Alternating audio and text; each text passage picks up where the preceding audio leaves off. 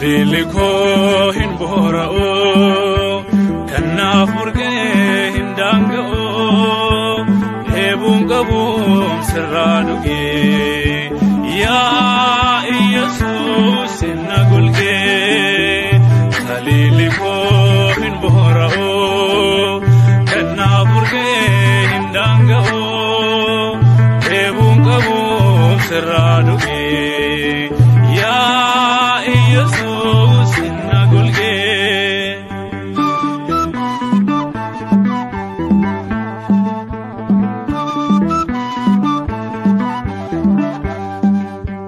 Hindaga kunan yaadadha kanaaf gootees nan dubbadha maalummaa koos dhuunfateetta maqaa addaa na waamteetta.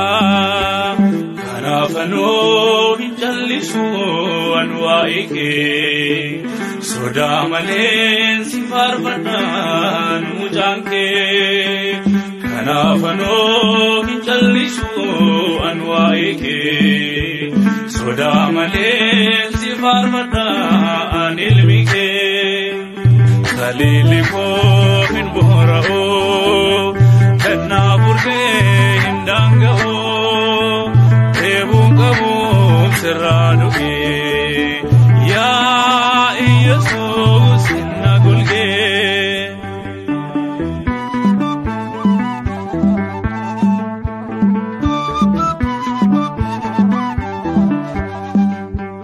Badhaasa koo kan jalqabaa kanaaf taatee humna jabaa yoon si faarsee halkan guutuu olmaa keetiif hin baay'atu.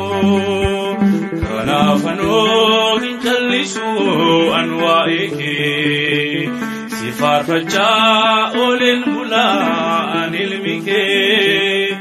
Kanaafuu hin jallisu an waa'ee kee sodaa malee si faarfadhaan ilmi kee.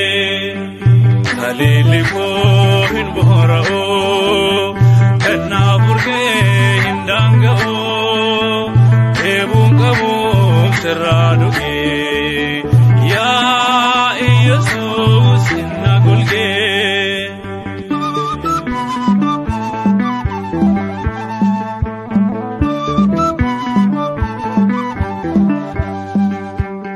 Abbummaan kee anaaf addaa guyyaa rakkoo sinnaaf yaada natti dhufuus wanti hamaan yaa tiksee koo an sin waama.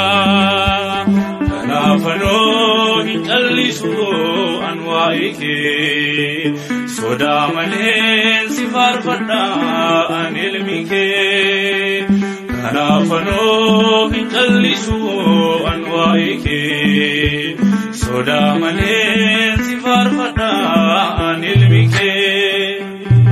Lilikoo hin bora'o kanaaf murgee hin daanga'o eebuun qabuun sirraa dhugee yaa Iyyasuus na gulgee.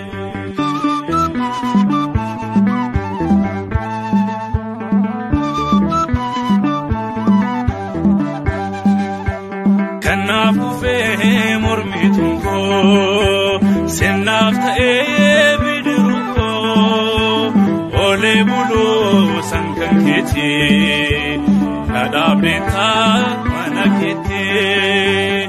Kanaafuu hin jallisu an waa'ee kee sodaa malee si faarfadhaan ilmi kee. Kanaafuu hin jallisu an soda maleen si farfadha ani ilmikee haleeli koo hin boora'u kanaaf murtee hin daanga'u eebuun qabuun sirraa dhugee